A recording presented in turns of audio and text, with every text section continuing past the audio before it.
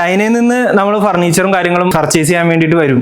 കുറേ കാര്യങ്ങളൊക്കെ നമുക്ക് പേപ്പറിൽ എഴുതി വെക്കാൻ പറ്റും. 4 ബെഡ് വേണം, 2 സോഫ വേണം, 5 കട്ടിൽ വേണം, അങ്ങനെ എന്ത് എഴുതി വെച്ചാൽ പോലും അവിടെ ചെന്ന് കഴിയാൻ നേരത്താണ് കാണാൻ പറ്റുക ഇത്രയധികം സാധനങ്ങൾ. നമുക്ക് ഒരിക്കലും ഒരാൾ മനസ്സിൽ നിന്ന് കണക്കൂട്ടി ലിസ്റ്റ് ഇടില്ല. അല്ലാണ്ട് തന്നെ ഇത്രയും ഡെക്കോർ ഉണ്ടല്ലേ, ഓക്കെ, കിഡ്സിന് വേണ്ടിയിട്ട് ഇതൊക്കെ വാങ്ങിക്കാൻ പറ്റും, ഇത്ര പാർക്ക് പോലത്തെ സെറ്റപ്പ് ഒക്കെ വാങ്ങിക്കാൻ പറ്റും, ഔട്ട്ഡോർ ഫർണിച്ചറിൽ ഇങ്ങനെയൊക്കെ വാങ്ങിക്കാൻ പറ്റുമായിരുന്നു അല്ലേ, ലൈറ്റ്സിൽ ഇത്രയും ഓപ്ഷൻസ്, ഇതൊക്കെ ചെയ്യാം. അങ്ങനെ കസ്റ്റമേഴ്സിനെ ഇപ്പോൾ മനസ്സിൽ കരുതിയ കണക്ക് കൂട്ടിയ ലിസ്റ്റിനേക്കാൾ ഉപരി ഒരുപാട് സാധനങ്ങൾ അവിടെ കാണുമ്പോൾ അതിൽ ഇൻട്രസ്റ്റ് തോന്നി വാങ്ങിക്കാം.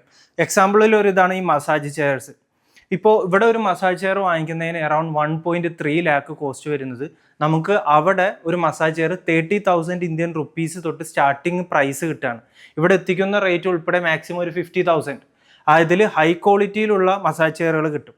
ഇതിൻ്റെ വാറണ്ടിയും ഇതെല്ലാം തന്നെ നമുക്ക് അവരിൽ നിന്ന് കിട്ടും. ഞങ്ങൾ തന്നെ ഇതിൻ്റെ വാറണ്ടി കാര്യങ്ങൾ പ്രൊവൈഡ് ചെയ്യുന്നുണ്ട്. അവർ 5 വർഷത്തേക്ക് ഫുൾ റീപ്ലേസ്മെൻറ്റ് വാറണ്ടി തരുന്ന, എന്തെങ്കിലും മോട്ടറോ കാര്യങ്ങളോ ഒക്കെ സർവീസോ എല്ലാം നമുക്ക് കിട്ടും. പണ്ടത്തെ പോലെയല്ല, ഇപ്പോൾ കാര്യങ്ങളൊക്കെ വളരെ സുതാര്യമാണ്. നമുക്ക് എന്തെങ്കിലും ഒരു രീതിക്ക് അവരിൽ നിന്ന്, ചൈനയിൽ നിന്ന് അതിൻ്റെ ഹെൽപ്പ് വേണമെന്നുണ്ടെങ്കിൽ അത് നമുക്ക് അവരിൽ നിന്ന് വാങ്ങിക്കാൻ പറ്റും. വാറണ്ടി വാങ്ങിക്കാൻ പറ്റും. വാറണ്ടി എൻ്റെ കമ്പനിക്ക്, ഇന്ത്യയിലുള്ള എൻ്റെ കമ്പനി നിങ്ങൾക്ക് തരുന്ന രീതിയിൽ ചെയ്യാൻ പറ്റും. ഇപ്പം ശരിക്കും പറഞ്ഞാൽ ചൈനയും ഇന്ത്യയും തമ്മിലുള്ള ദൂരം വലിയ ദൂരമൊന്നുമില്ല, നമ്മുടെ മനസ്സിൽ മാത്രമേ ദൂരമുള്ളൂ. ശരിക്കും പറഞ്ഞാൽ 7 മണിക്കൂർ 8 മണിക്കൂർ ഫ്ലൈറ്റിൽ സഞ്ചരിക്കുന്ന ദൂരമുണ്ട്. പക്ഷേ ഇപ്പോൾ പോയി വന്നും അതൊരു ദൂരം അല്ലാതായി. നിങ്ങളിപ്പോൾ പണ്ട് ദുബായി പോകാന്നൊക്കെ പറഞ്ഞുകൊണ്ടിരുന്നു, ഇപ്പം ദുബായി പോകണമെന്ന് പറയുന്നു. അത്ര പോലെ തന്നെ ചൈനയും അടുത്തായി, കാര്യങ്ങളൊക്കെ അടുത്തായി, ലോകം വളരുകയാണ്.